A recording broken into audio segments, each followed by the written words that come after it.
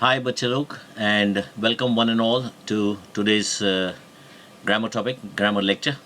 And today we are going to talk about adverbs. Okay, so let us proceed then. Adverb. What is the adverb? Let us see. Okay. Now, हम लोग हमेशा हिंदी में ही समझते हैं, इसलिए आज भी हिंदी में समझेंगे. सो नॉर्मली इसको हम जो हिंदी में इसका नाम है, ये है क्रिया विशेषण.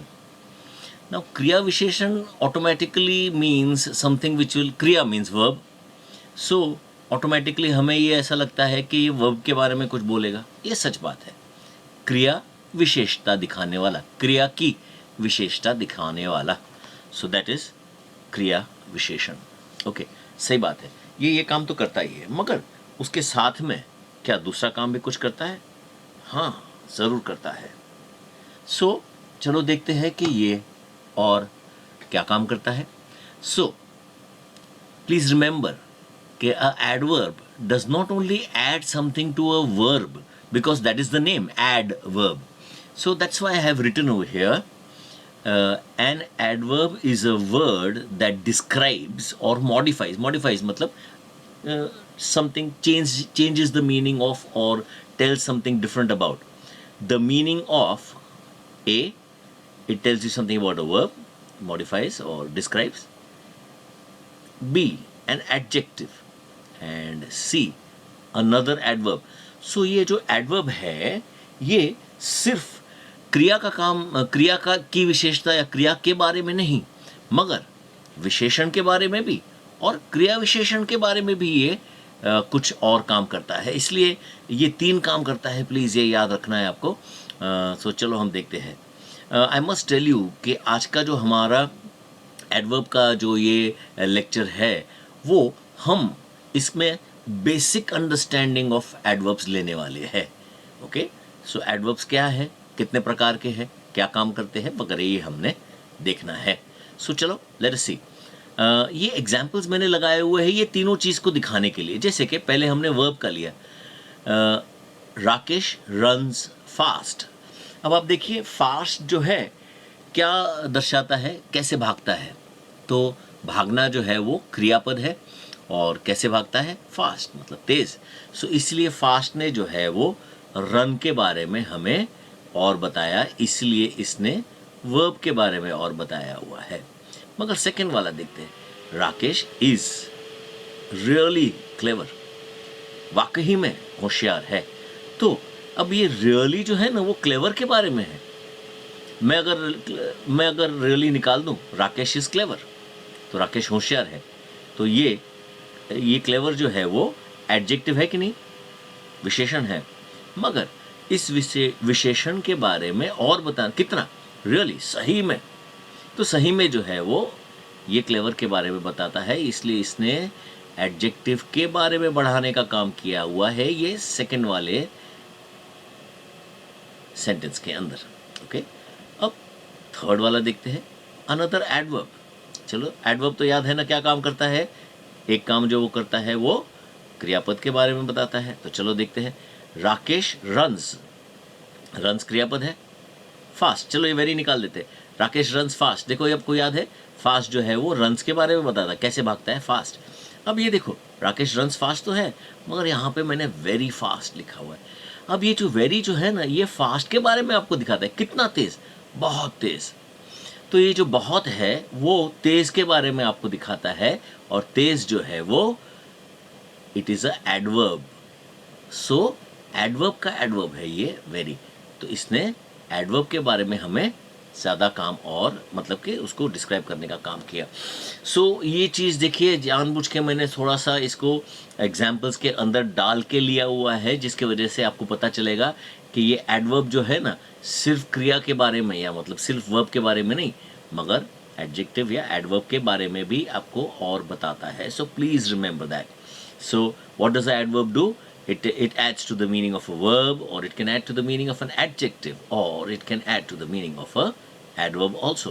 So these are the 3 functions that they do, and these are the 3 examples that prove this thing.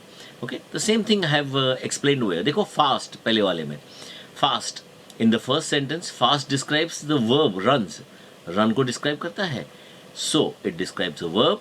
Second वाले में रियली जो है ये किसको डिस्क्राइब करता है, क्लेवर को डिस्क्राइब करता है, so it describes adjective. And third में वेरी जो है वो फास्ट को डिस्क्राइब करता है, so it describes a adverb. देखो मैंने 3 कलर ले लिए हैं जानबूझ के. यहाँ पे वर्ब की बात चलती है, यहाँ पे एडजेक्टिव की बात चलती है, और लास्ट में जो है वो एडवर्ब की बात चलती है. देखो green green and okay. So ये I think you understand this. मैंने जानबूझ के, ये छोटी सी बात है मगर इसको जानबूझ के क्लियरली डिफाइन करने के लिए ये तीनों चीज़ को, 3 एग्जाम्पल्स और तीनों की अंडरस्टैंडिंग मैंने एक साथ में रख दी है. ओके तो चलो अभी चलते हैं आगे. अब हम देखते हैं कि ये जो एडवर्ब्स हैं ना, इसके कितने प्रकार होते हैं. There are many types of adverbs. Now this is one thing which you must really understand and remember. So let us see. चलो आगे चलते हैं. काइंड्स ऑफ एडवर्ब्स, एडवर्ब के प्रकार क्या है. तो आप देखते हैं 11 प्रकार के एडवर्ब्स हमने यहाँ पे लिखे हुए हैं. ये आज के हमारे लेक्चर में ये चीज़ मैं आपको समझाने वाला हूँ कि ये जो एडवर्ब है ना, ये एडवर्ब ऑफ टाइम. देखिए आप नॉर्मली जो है बहुत सारे टाइम बहुत एडवर्ब्स यूज़ करते हैं, मगर कभी कभी आपको शायद ये पता नहीं है कि ये एडवर्ब कैसा है, क्यों है वगैरह. जैसे मैंने बताया आपको कि ये हमारी एक बेसिक अंडरस्टैंडिंग है. So let us see how it goes. Kinds of adverbs मैंने आपको बता दिया कि ये 11 प्रकार के हैं और इसमें से हर एक एडवर्ब हमने देखना है. तो okay let us go ahead now. So adverb of time, let us see adverbs of time. तो देखो एडवर्ब जो है जब समय दिखाने का काम करेगा तो क्रिया कब हुई है. देखो ये shows, adverbs of time show when. देखो ये शो व्हेन का मतलब क्या है, कब क्रिया हुई थी. ये शो व्हेन जो है ना, ये इंडिकेटर है, ये एक आपकी समझ के लिए है. Show when. So following are some of the examples and sentences. अब ये देखो एक्सक्यूज मी. अब ये जो मैंने रेड में लिखे हुए हैं वर्ड्स, बिफोर, नाउ, डेली, ये सब एडवर्ब्स है. और उसके बाद में यहाँ पे उसके हमने सेंटेंसेस लिए हुए हैं. मगर वापस मैं बोलता हूँ, एडवर्ब ऑफ टाइम क्या दिखाता है, ये दिखाता है कि क्रिया कब हुई थी. सो उसके examples before, now, daily, already, late, LATE late है, okay, yesterday and never. Okay, so let us see. These are some of these are words, adverb of time, and they are used in the sentences in this way. Let us see. He reached before his friend. देखो ये पहुंचने का काम कब किया उसने, पहले, उसके मित्र के पहले. तो ये जो बिफोर है ना, ये रीच कब हुआ ये दिखाता है, इसलिए ये एडवर्ब का काम करता है. सेंटेंसेस जो है ना आपको ध्यान में आ जाएंगे, मगर प्लीज़ आपको ये ध्यान में आना चाहिए कि ये जो बिफोर है इसने एडवर्ब का काम कैसे किया, ये प्लीज़ आपके ध्यान में आना चाहिए. ओके चलो दूसरा देखते हैं. We will begin the work now. कब. देखो हर एक में व्हेन पूछने से आपको ये आंसर आता है. हम काम कब शुरू करेंगे, अब. वो कब पहुंचा, पहले, उसके मित्र के पहले. सो ये व्हेन पूछने से, सी normally if you have an adverb of time, if you ask the question when this action was done, so if you ask the question when to the verb as such, you'll definitely get the answer, and that answer is going to be an adverb of time. Let us see this. My dad reads the newspaper daily. When does he read it? Daily. तो daily जो है वो time दिखाता है. I have completed the work already. पहले से ही, already जो है पहले से ही टाइम दिखाता है, मैंने पहले से ही काम कर रखा है. सो इसलिए मैंने ये red. See all the adverbs जो है मैंने रेड में लिखे हुए, आपको ऑटोमेटिकली पता चल जाएगा, आपको ढूंढने की भी ज़रूरत नहीं है. Today you have arrived. कब, when, late. You have arrived late. I have explain this to you yesterday. ये चीज़ मैंने आपको कल समझाई थी. येस्टरडे जो है वो टाइम बताता है, कब समझाई थी, yesterday. He never tells lies. कभी भी नहीं. नेवर जो है कभी भी नहीं, ये दिखाता है. सो ये चीज़ आपने देख ली होगी कि अगर एडवर्ब है और एडवर्ब ऑफ टाइम है तो आपको वो सेंटेंस के अंदर आप व्हेन पूछने से आपको डेफिनेटली वो जवाब देगा और आपको पता चलेगा कि ये एक एडवर्ब ऑफ टाइम है, ये एक इंडिकेटर वर्ड है व्हेन।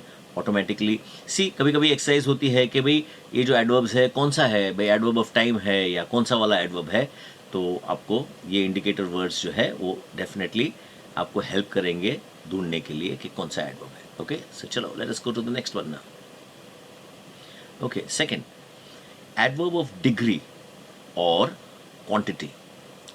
ये क्या दिखाते हैं? एडवर्ब ऑफ डिग्री और क्वांटिटी ये दिखाते हैं हाउ मच मतलब कितना, इन विच डिग्री मतलब कितने हद तक, एंड टू व्हाट एक्सटेंट ये भी कितने हद तक ऐसा दिखाते हैं। ये दोनों नियरली सेम है। चलो देखते हैं। Following are some of the examples of the sentences. ये देखो, ये मैंने एडवर्ब्स का एक लिस्ट बना के रखा हुआ है यहाँ पे। ओके, तो ये जो है ये सभी एडवर्ब ऑफ डिग्री क्वांटिटी है और उसके एग्जाम्पल्स से आपको पता चलेगा।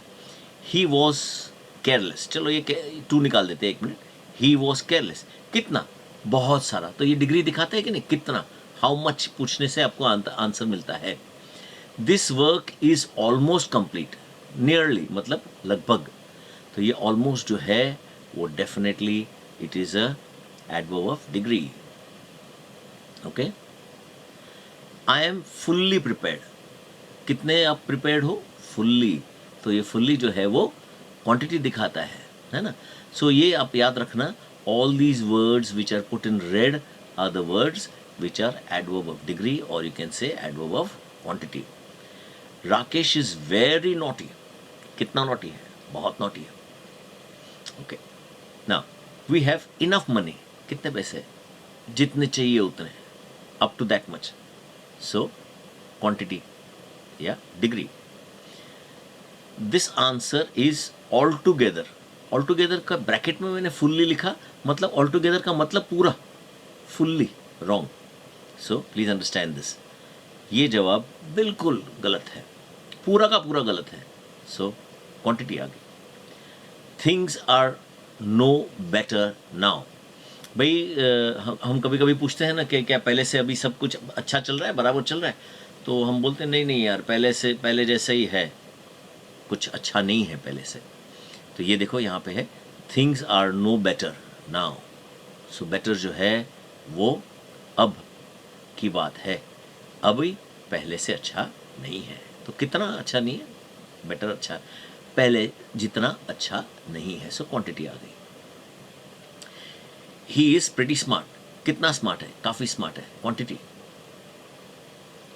You have you any work, क्या आपको कुछ काम है, कितना काम है, थोड़ा सा, ज़्यादा, कुछ, ये काम के बारे में पूछता है। Any, have you any work. That was quite stupid, वो आपने जो अभी ये किया ये काफ़ी बेवकूफ़ था। क्वाइट, काफ़ी, कितना बेवकूफ़ था, काफ़ी था, तो ये क्वांटिटी आ गई। आई एम रादर बिजी, काफ़ी बिजी हूँ, तो ये जो है Ramesh is as tall as, ये डिग्री का काम करता है। अगर आपको ध्यान है, we have got degree of comparison जो आता है उसमें पॉजिटिव डिग्री, कंपैरेटिव डिग्री, यहाँ पे एक डिग्री का काम करता है। यहाँ पे रमेश कितना ऊंचा है, अनिल के जितना ही ऊंचा है, तो ये एज टॉल एज, ये देखिए एज जो है, एज यहाँ पे जैसा मैंने बताया वैसा। Okay, so this is adverb of degree, ये आपको ध्यान करना पड़ेगा। ये वर्ड्स जो है जैसे जैसे आपको ध्यान करोगे, आप सेंटेंस को देखते जाओगे, तो आपको पता चलेगा कि हाँ ये कैसे एडवर्ब ऑफ डिग्री क्यों है, ये एडवर्ब ऑफ टाइम नहीं है। देखो यहाँ पे कहीं पे भी आप व्हेन पूछोगे तो आपको जवाब नहीं मिल सकता है, तो ये एडवर्ब ऑफ टाइम नहीं है। हाँ, मगर कितना ऐसा पूछने से, देखो हाउ मच पूछने से, या इन विच डिग्री, या टू व्हाट एक्सटेंट, ऐसा क्वेश्चंस जो आप पूछेंगे। देखिए इसलिए मैं शो के अंदर ना ये 2-3 चीज़ में लिख देता हूँ या कभी एक चीज़ लिख देता हूँ, ये एक इंडिकेटर है कि ये क्वेश्चंस पूछने से आपको ये आंसर्स मिलते हैं, और अगर मिलते हैं तो ऑटोमेटिकली आपका ये एडवर्ब कौन सा होगा, ये होगा एडवर्ब ऑफ डिग्री या adverb of quantity. Okay, so okay good, let us go to the next one then. Third, adverb of manner. Manner मतलब ये जो मैनर है मतलब वो मैनर्स की बात नहीं है, इनके मैनर्स अच्छे हैं, ये नहीं। मैनर मतलब ढंग, किस ढंग से, देखो इसलिए show how, in what manner, किस ढंग से। तो प्लीज़ ये मैनर को मिक्स नहीं करना, मैनर्स की बात नहीं चल रही है, मैनर मतलब किस ढंग से। इसलिए इसका इंडिकेटर क्या है, हाउ या इन वॉट मैनर, किस ढंग से। ये क्वेश्चन पूछने से आपको एडवर्ब ऑफ मैनर ज़रूर मिलने वाला है। और फॉलोइंग सेंटेंसेस है, एग्जाम्पल्स है, और क्या है, clearly, well, bravely, hard, slowly. चलो देखते हैं। She reads how clearly, he danced how well. Yesterday सिर्फ समय दिखाता है। The soldiers fought how bravely, the boys worked how hard, the train came to a stop how slowly. तो ये बिल्कुल क्लियर है। एडवर्ब ऑफ मैनर जो है ना, इसको आप वर्ब के बाद में हाउ पूछोगे तो डेफिनेटली इसको, उसके जवाब में आने वाला वर्ड जो है वो जिस ढंग से वो क्रिया हुई है वो समझाने वाला काम करता है। इसलिए इसको एडवर्ब ऑफ मैनर बोलते हैं। ये काफ़ी इजी है, इसलिए इतना इसको इस और ज़्यादा समझाने की ज़रूरत नहीं है। हाँ, ये वर्ड्स जो है आपको ध्यान आएंगे। और यस, ये क्वेश्चन आपको याद रखना है, adverb of manner. Okay, so चलो नेक्स्ट चलते हैं। एडवर्ब ऑफ फ्रीक्वेंसी, फ्रीक्वेंसी मतलब कितनी बार, इसलिए हाउ ऑफन, हाउ ऑफन ये क्वेश्चन पूछने से आपको एडवर्ब ऑफ फ्रीक्वेंसी जो है मिल सकती है। ओके, इसका देखिए फ्रीक्वेंसी मतलब मैंने एक बार किया था ये, कोशिश की थी मैंने, 2 बार कोशिश की थी मैंने, बहुत सारे टाइम करती है मैं, यूजुअली मतलब बहुत सारे, रेगुलरली, सेल्डम मतलब कभी, वेरी रेयरली। तो ये देखिए आपको फ्रीक्वेंसी दिखाते हैं कि ये जो एक्शन है वो कितनी बार, how often has it been done. तो ये प्लीज़ रिमेंबर, जब फ्रीक्वेंसी की बात है तो how often. I have told you this once, कितनी बार बोला हुआ है। देखो हाउ ऑफन को हिंदी में हम बोलेंगे तो कितनी बार, मैंने कितनी बार तुमको बोला हुआ है, एक बार। I have told you this once. Okay, so once जो है वो फ्रीक्वेंसी आएगी। You have made the same mistake twice, कितनी बार आपने गलती, कितनी बार। इसलिए देखिए ये इंडिकेटर वर्ड जो है ना आपको ऑटोमेटिकली याद दिलाएगा। इसलिए दो एक चीज़ आपको याद ज़रूर करनी पड़ेगी कि अगर एडवर्ब ऑफ फ्रीक्वेंसी है तो हाउ ऑफन पूछना पड़ेगा। और जो क्वेश्चन है, जैसे कि मैंने बोला एडवर्ब ऑफ टाइम, क्या पूछोगे, व्हेन, है ना, इस ढंग से। Okay, so adverb of frequency के लिए हाउ ऑफन। ही ऑफन, देखो ऑफन मतलब काफ़ी टाइम, बहुत सारे टाइम। ही ऑफन मेक्स मिस्टेक्स, वो गलतियां करता है, कभी, कितनी बार, ऑफन, काफ़ी time. I usually get up at 5 AM, usually, कितनी बार मैं 5 बजे उठता हूँ, यूजुअली मतलब बहुत सारे टाइम, लगभग जो हम बोलते हैं वो यूजुअली। सेल्डम मतलब रेयरली, बहुत कम। ही इज़ सेल्डम लेट, मतलब वो जो लेट है वो बहुत ही कम समय, बहुत ही कम टाइम लेट आता है। ये चीज़ समझाने वाला काम ये करता है। So I think we understand this very clearly. So adverb of frequency के लिए हाउ ऑफन पूछने से आपको इसका जो है ये मतलब उसका जो आंसर आने वाला है। I think you understand this. Adverb of frequency, कितनी बार ये चीज़ होती है, ये पूछने के लिए यूज़ होता है। Okay, so let us go to the next one now. Okay, adverb of duration, कितने समय तक। ड्यूरेशन का मतलब क्या होता है, कितने समय तक ये चला था। देखो ये ज़रा सा अलग है। ड्यूरेशन मतलब जैसे मैं बोलूँगा ना कि पिक्चर जो है वो 3 कलाक तक चला था, लेक्चर जो है वो 2.5 कलाक तक चला था। तो कितने समय तक, तो कितने समय तक, इसको ड्यूरेशन बोलते हैं। और इसको पूछने के लिए या मतलब समझने के लिए जो है ना आपको हाउ लॉन्ग ये जो है वो पूछेंगे। तो the man worked how long, for 16 hours. तो ये फॉर 16 आवर्स जो है ना वो एडवर्ब ऑफ ड्यूरेशन ऐसा आपको दिखाता है। वी कांट स्टे हियर, कितने, फॉर अ लॉन्ग टाइम। तो हम लोग यहाँ पे कितने समय तक नहीं रुक सकते हैं, बहुत समय तक नहीं रुक सकते हैं।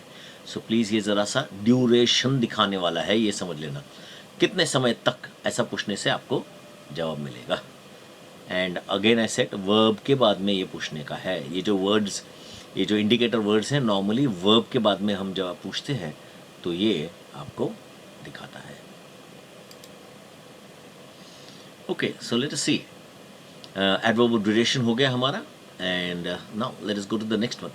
How long, please remember this, याद रखना कितनी समय तक। Okay, so let us see, we are on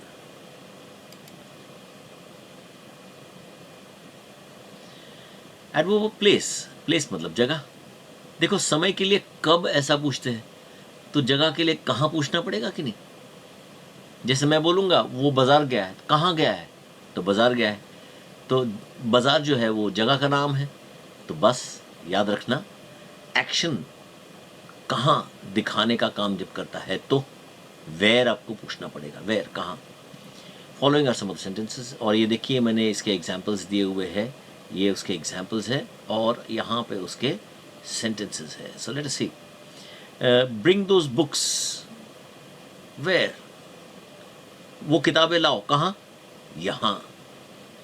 I have looked for the book, मैंने किताब ढूंढी, कहाँ, सब जगह पे। सो आई थिंक ये चीज़ आपको समझ में आती होगी। एडवर्ब ऑफ प्लेस अगर होगा तो अगर आप उसके बाद में पूछोगे कहाँ, तो ये आपको जवाब मिलने वाला है। You go and stand where, आप देखो ये क्वेश्चन कहाँ पे पूछना पड़ता है, एट द एंड, कहाँ पे, वहाँ पे। The rocket went where, up. He threw the stone where, into the river. So आप ये देखते हो नॉर्मली ये यहाँ पे हम जो वेयर पूछते हैं, आपको एक सिंपल गाइड के लिए बोल रहा हूँ। ही जो है वो सब्जेक्ट है, थ्रू जो है वो वर्ब है, द स्टोन जो है वो ऑब्जेक्ट है, और उसके बाद में इनटू आता है। तो ये चीज़ थोड़ा सा आपको समझ में आएगा। ब्रिंग दोज बुक्स, बुक्स जो है वो ऑब्जेक्ट है, I subject, have looked verb, for the books object, where. ध्यान में आ रहा है ये वेयर कहाँ पे पूछा गया है, ये मैं आपको थोड़ा सा मैंने इंडिकेटर दे दिया है। Okay, so let's see, the horse ran away, the horse ran away, घोड़ा जो है वो कहाँ, दूर भाग गया, अवे चला गया। The cat jumped on to the, on to और इन टू, ये जो है ना ज़रा सा आपको ध्यान करना है। ये इन के जगह पे इन टू है और ये ऑन के जगह पे ऑन टू है। ये चीज़ हमारे आगे के जो ग्रामर के हम लेक्चर्स लेंगे उसके अंदर समझाएंगे। जब गतिमान होता है तब इन के जगह पे इन टू आता है। ये चीज़ मैं एक्स्ट्रा समझा रहा हूँ, प्लीज़ समझ लेना। जैसे कि मैं बोलूँगा the pen is in my pocket, तो ये गतिमान नहीं है, अंदर है, स्थायी है। मगर जब हम देखते हैं पत्थर जो है गतिमान नदी में जा रहा है तो इनटू है। इसी तरीके से जो बिल्ली है वो अगर टेबल के ऊपर होती तो ऑन द टेबल, मगर ऊपर से कहीं पे टेबल के ऊपर गतिमान होके आती है, कंटिन्यूस जैसे, इसलिए ऑन टू आता है। The cat jumped on to the table, ठीक है। My dad has gone out, कहाँ गए हैं, बाहर। देखो ये सब जो है जगह दिखाने का काम करते हैं। आउट, ऑन टू के ऊपर, अवे दूर, इनटू के अंदर, ऊपर, वहाँ पे, सब जगह पे, यहाँ पे, अंदर, प्लीज कम इन, जगह। I think everybody understands very clearly. To do this exercise you must bend backwards, पीछे मुड़ना है, ठीक है। तो I think we understand adverb of place क्या है, जगह दिखाने वाला, और इसका इंडिकेटर वर्ड जो है वो वेयर है। वेयर पूछने से डेफिनेटली आपको ये पता चलने वाला है। So let us see, we'll go to the next one.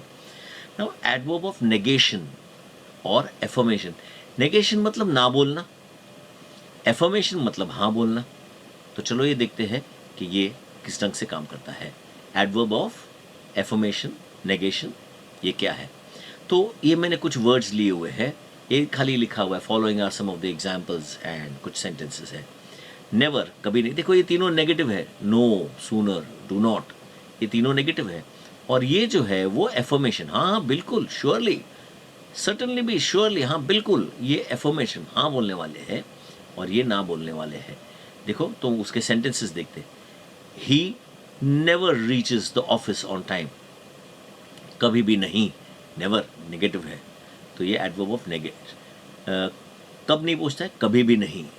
So no sooner वाला सेंटेंस आपने शायद अगर देखा है तो, no sooner did the bell ring than the students ran out, तो ये नो सूनर नेगेटिव है, प्लीज़ याद रखना। तो नेगेशन दिखाने के लिए ये एडवर्ब ऑफ नेगेशन है। चलो ये देखते हैं, I do not accept this answer, ये आपका जो जवाब है वो मैं स्वीकार नहीं करूँगा, नहीं कर रहा हूँ। So let us see, do not जो है, ये तीन चीज़ जो है वो नेगेटिव है। सो नेगेटिव दिखाने का काम ये एडवर्ब करता है। और चलो ये जब श्योरली और सर्टनली, ये एफर्मेशन है, देखते हैं कैसा है।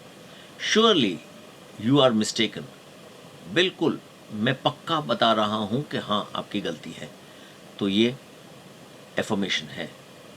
You certainly can try harder, तुम बिल्कुल और कोशिश कर सकते हो, तो ये एक एफर्मेशन है, प्लीज़ ये समझना है। एफर्मेशन को मतलब ना ये नॉर्मल हमारे यूज़ में नहीं आता है, इसलिए इससे कोई परेशान होने की ज़रूरत नहीं है।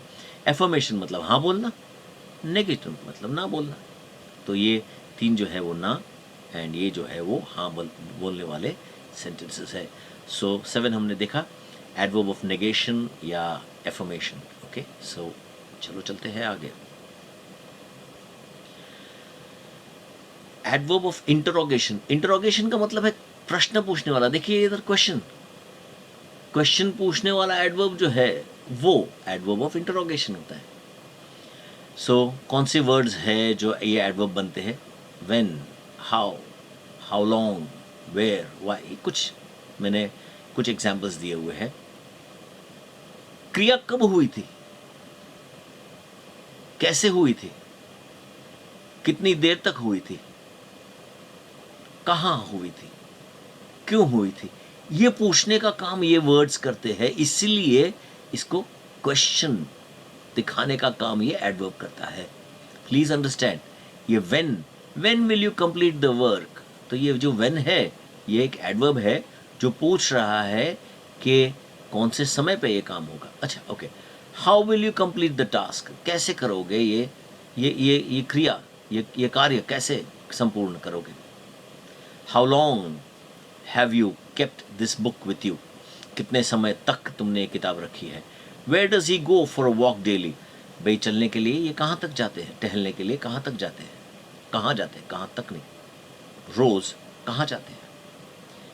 Y are you leaving now, अभी क्यों जा रहे हो। So I think we understand very clearly, हमें काफ़ी स्पष्टता से समझ में आ जाएगा ये कि ये जो शुरुआत में आने वाले शब्द जो है वो प्रश्न क्रिया के बारे में प्रश्न पूछने का काम करते हैं, इसलिए इसको एडवर्ब ऑफ इंटरोगेशन ऐसा बोलते हैं। This is clear, okay, so let us go ahead now.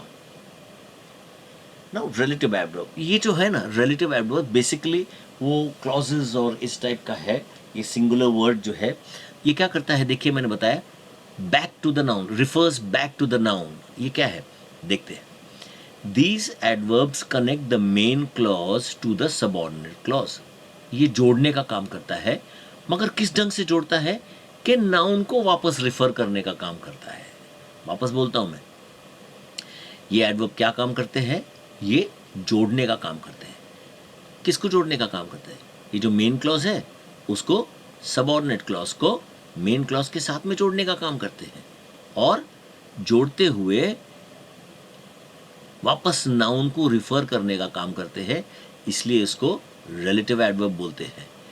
I asked him how he could solve the problem, कैसे उसने ये प्रॉब्लम सॉल्व किया। उसने ये जो है वो मैंने उसको जो पूछा था, इसलिए उसको रिफर करते हैं, और उसने कैसे, तो ये he could solve the problem, he could solve the sum, and I asked him, ये दोनों को जोड़ने का काम जो है वो हाउ करता है। इसी तरीके से वेयर है, और इसी तरीके से व्हेन जो है इस ढंग से पूछा हुआ है, इसको रिलेटिव एडवर्ब्स बोलते हैं। प्लीज़ आप ज़रा इसको इस ढंग से ध्यान कर लेना। ये जो है आगे चल के जब हम एड वर्ब क्लॉज करेंगे तभी इसकी स्पष्टता आपको बहुत अच्छे ढंग से आ जाएगी कि ये भाई एडवर्ब क्लॉज क्या होता है। तो ये थोड़ा सा आपका इंट्रोडक्शन है towards what adverb clause are actually going to be, how they are made, what do they mean and so on. Okay, so ये था relative adverbs. ठीक है, okay, so चलो चलते हैं आगे। adverb of reason, reason मतलब कारण। तो कारण, जैसे आप पूछना चाहते हो तुम क्यों लेट आए, तो तुम कारण पूछ रहे हो, इसलिए क्यों, क्यों इज वाई। तो जब भी एडवर्ब ऑफ रीजन होगा तो ये वाई से जवाब आपको मिलता है। It answers to the questions why in the case of the questions and answers the reason of it with because और फॉर। तो नॉर्मली जब भी आपको कोई पूछेगा क्यों, तो आप कारण के और बिकॉज का ही एक दूसरा फॉर्म है फॉर। ये ध्यान में आ रहा है। वापस मैं बोल रहा हूं कि जब भी आपको कोई पूछेगा तुम क्यों लेट आए, तो तुम just I will take an example, why are you late.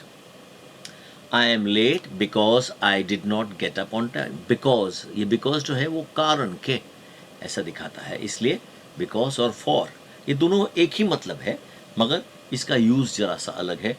Please remember, एक चीज मैं बोल देता हूं, आप जरा सा अभी याद रख सकते हैं। बिकॉज जो है एक सबऑर्डिनेटिंग कंजंक्शन है और फॉर जो है एक कोऑर्डिनेटिंग कंजंक्शन है। इस प्लीज आप ध्यान रखना। ओके, सो लेट अस सी इसके सेंटेंसेस क्या है। He could not reach there on time.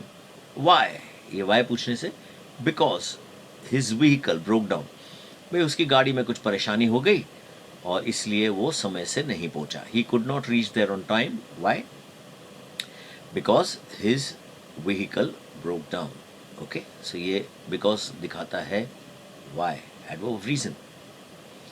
He was late, why, for he missed the bus.